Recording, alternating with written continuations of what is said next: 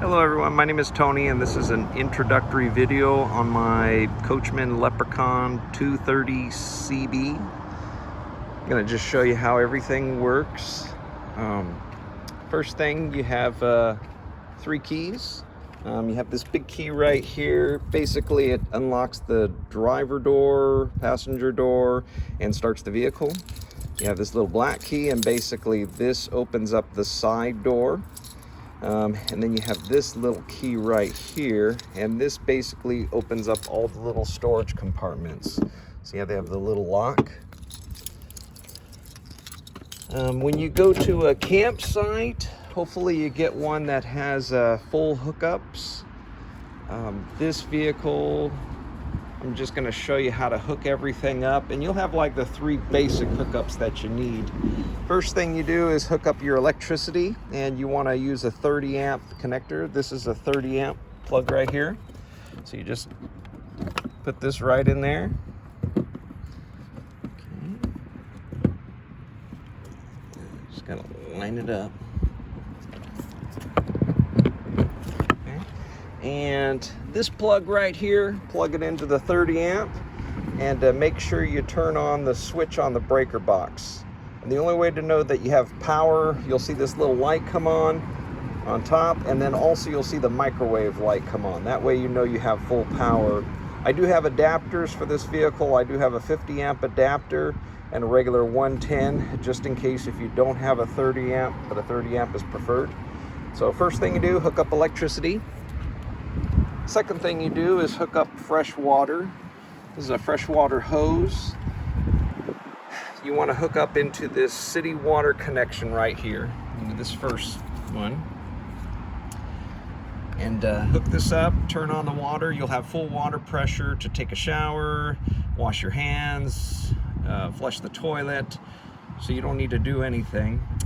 This second right here, this is, your vehicle comes with a 50-gallon tank, and it's mainly to wash your hands or use the toilet, or wash dishes while you're on the road. Or if you don't have any full hookups, there's a little switch in the vehicle. You could turn it on and tap into the 50-gallon water tank. This last one right here is actually a tank flush. So when you connect to the when you have sewer connection and you want to flush out the tank, you basically connect the hose to this, turn it on. It has little sprayers inside that'll help kind of clean out the tank or get rid of whatever's in that black water tank, which is your toilet tank. So second thing, just connect to water, connect to this city water connection right here. Third thing you do is, this is the sewer hookup. It's probably one of the most intimidating things. There's a little cap on there. All you do is, first thing you do is make sure these valves are closed. You don't want any surprises. Undo this cap right here, and once you undo the cap, it'll look like this. So you basically use the sewer hose, connect the sewer hose first. So you just connect this, so just kind of line up there. So it's connected. And you connect this into the ground, so there will be like a sewer hose, like a cap that you undo, and then you just put this down in there. This is a universal fit, so this should fit in virtually every sewer hose connection. Once you've got this sewer hose connected, then you would pull this black valve first. So this is basically your toilet tank right here. So pull the valve, and it's going to flush out all the contents in your black water tank or your toilet tank. Wait about a minute or 2 until it's completely done flushing, then pull this gray valve. Pull it completely out. That valve basically flushes out all your sink water, your shower water. It's cleaner water, basically. It's soapy water, which will kind of clean out this hose since you're flushing that out last. If you're at a campsite, just make sure this hose is connected and plugged in all the time, and these valves, just leave them completely open. When you leave the campsite, what you want to do is push in both of these valves, completely close them, and then disconnect the hose. There is a sewer hose support, which will kind of act like a little like a little bridge. It'll kind of go down, help the flow of the contents coming out through the sewer hose. So, but make sure you close these and put the cap on before you leave. But pretty simple, just full hookups. Connect your electricity first, connect your fresh water second, and sewer hose the last. When you're disconnecting, do it the same way. Fresh water or electricity, fresh water, and then sewer hose. If you're at a campsite for only maybe 20-30 minutes, maybe you're just going to go to the store, I wouldn't recommend connecting everything. Maybe just connect the power, because it kind of is a hassle to disconnect and connect everything. You also have a fourth hookup. Basically, if you have cable for cable TV, you just plug it right in there. There's also another cable outlet on the other side of the vehicle too, if that cable goes on the other side. Right here, this is just a low point drain. If you need to drain your fresh water tank for any reason, this is just the lowest point to drain. There's basically, you just open this up and there's just a couple little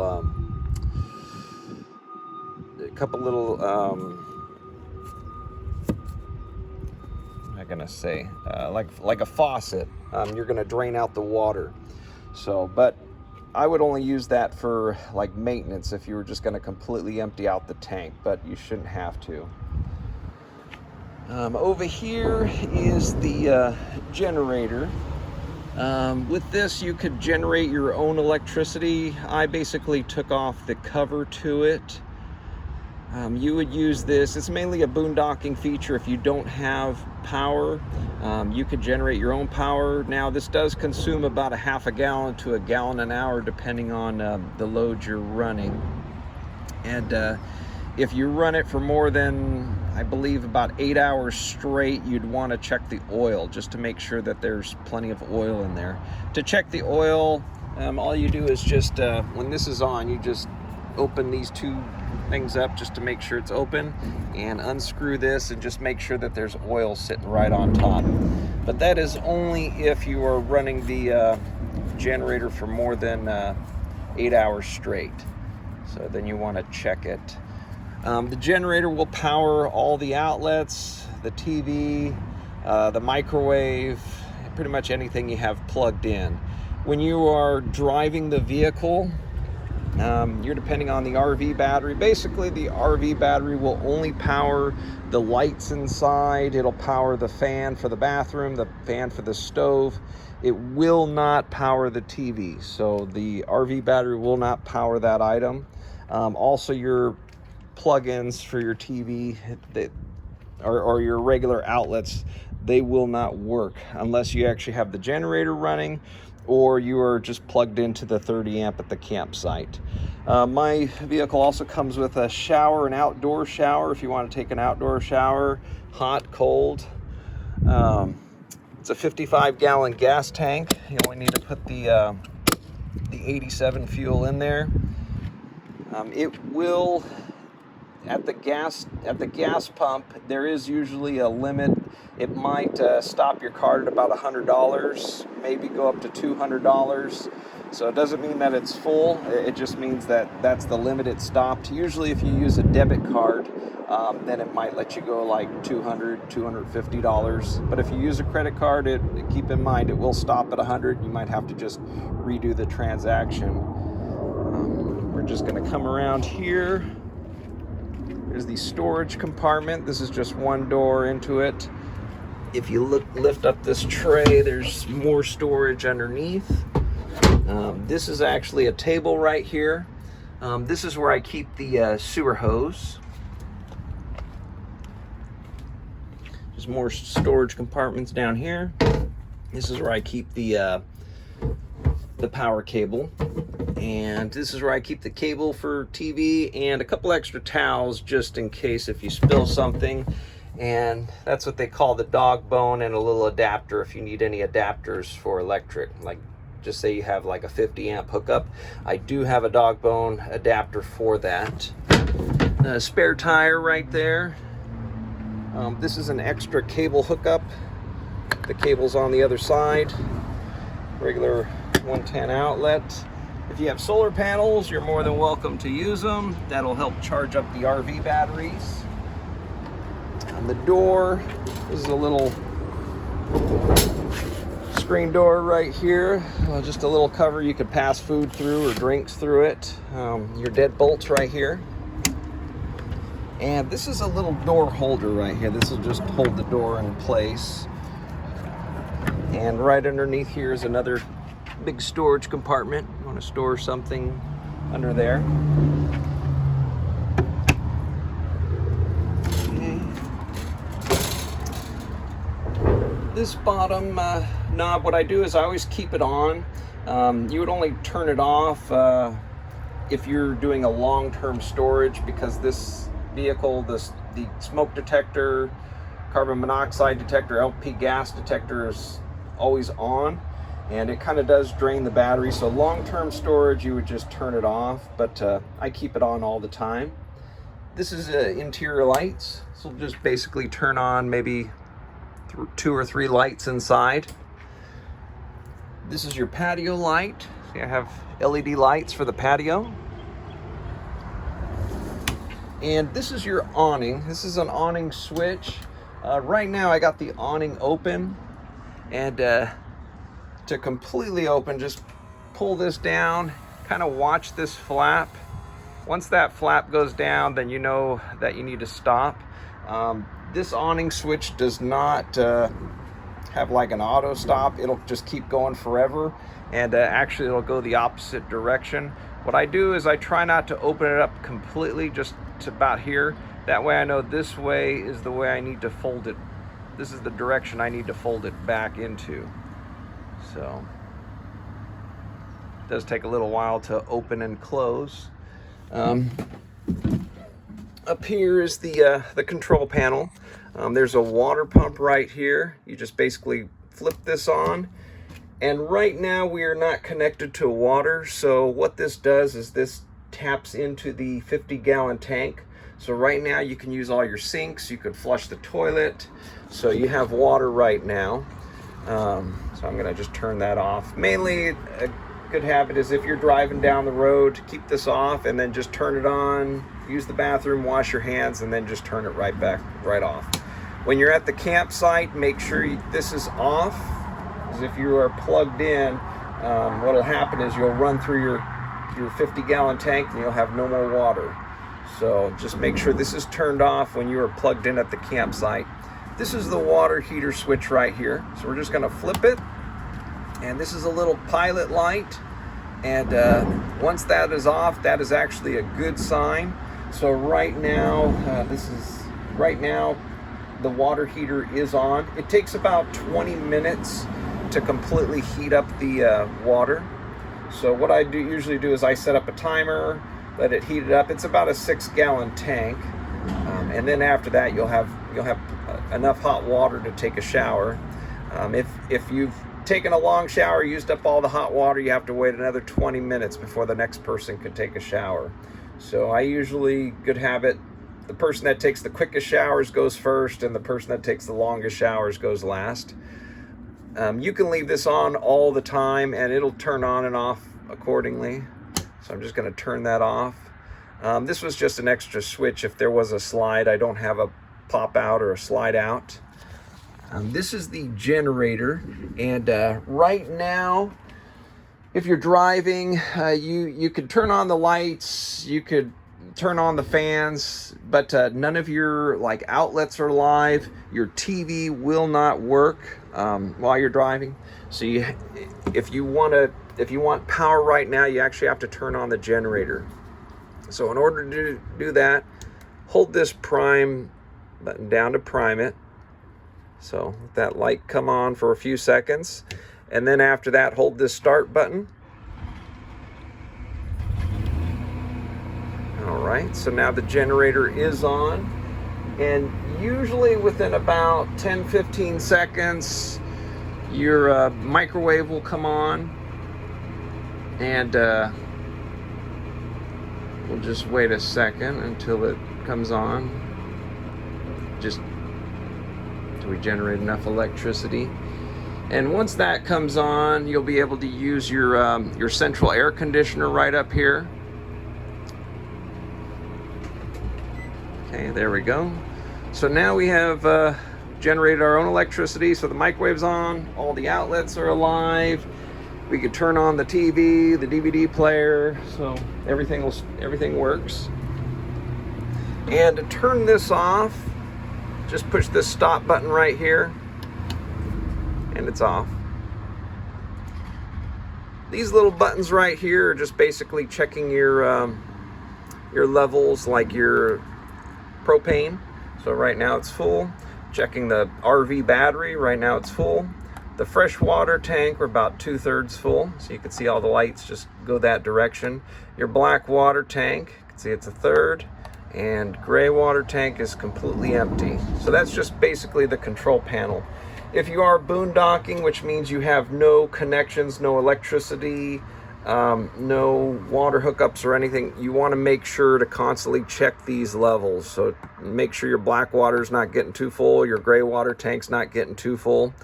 So, or you need to take it to a dump station and dump it. But if you are boondocking, you constantly need to check these levels. This is the bathroom right here. Pretty basic bathroom, real easy to use. The toilet, it has a little pedal down here. To use the toilet, basically just push the pedal about halfway until it fills up with water, or just fills up enough, and then after that release off of the pedal, do your business, and then push all the way down and it will completely flush everything. Just a little different from a regular bathroom. This is your heater right here, so you just turn this heater switch on and turn this little dial over, and you could just set the thermostat to however you want. Right now we've got heat coming out. And to turn it off, I usually just go all the way to the left with that. Or you can actually just completely flip it off right here. There's a little light switches right here. These you just tap, they turn on. There's little USBs in there you could charge your phones. There's 2 of them. There's curtains, and they just pull down. You just pull them down or pull them up. No cables or anything like that. This is your fridge, and to turn it on, if you haven't used it in a while, it takes probably at least 2 or 3 hours, maybe more depending on how hot it is. But to turn it on, just flip this on switch right here, and then this switch right after that. And right now your fridge will actually run off of propane. So it burns propane. And if you are at a campsite, once you plug into the electric, then it'll actually kick on and run off of electric. But for now, at the moment, it is running off of propane. So, and to open these doors, you never pull out, you just push. So you got a good sized freezer, good sized fridge. When you are driving, make sure you completely close these. Make sure you hear the click, because if not, food will come out. There is a fuse box down here just in case if you do pop a breaker, just right here, just like kind of like a house, and it does have fuses in there. A lot of little cabinets. Okay.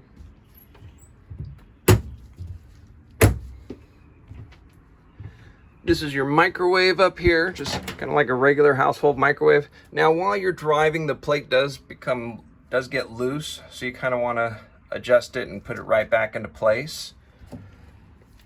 Your stove, to turn it on, is pretty simple. You just turn this over to light, just click it like that, and it'll turn right on. Just extra little supply closets. Okay. And this is a regular bench seat, but this can turn into a bed. There is a little lever below that you just turn this over that way. Just push down the middle of the table. This will go all the way down.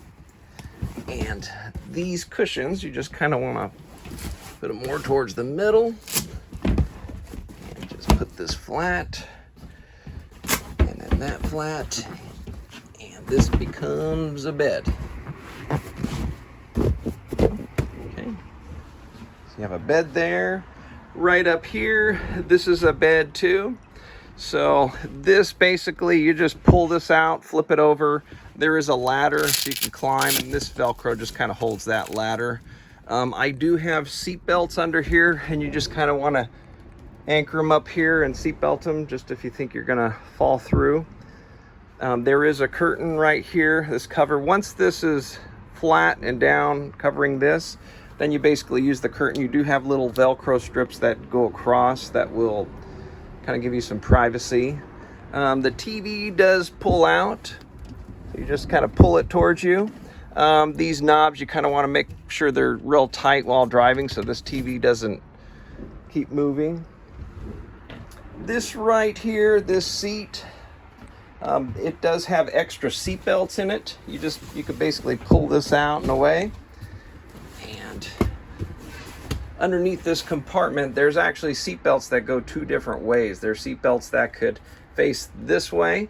There's also seat belts that can face the other way too, depending on how you're using this seat. But you can use these cushions, just put them right there, like that. And then this table, the same thing like the other one, you just pull it up, and there's a little right here, you just pull that down and this will lock the table into place. So you have a little table right here. So, okay. And up in the front, you do have, this becomes a backup camera. So once you put it in reverse, it can connect to a Bluetooth phone. And then these are the remotes for the TV and DVD player. I do have a little phone holder that I put on here. And then your lights, they're manual lights. You just have to turn them off, on and off manually. So they're always off. Just door locks, power windows. And then this button right here is a tow haul mode. If you're actually towing a vehicle or towing anything, you have to make sure you flip this button on. Only if you are towing something really heavy, and it'll just kind of hold the gears it'll hold the gear a little bit longer. Just kind of help you out. This is the DVD player right here. Okay. And up here you have more storage. This vehicle has a lot of storage. Okay.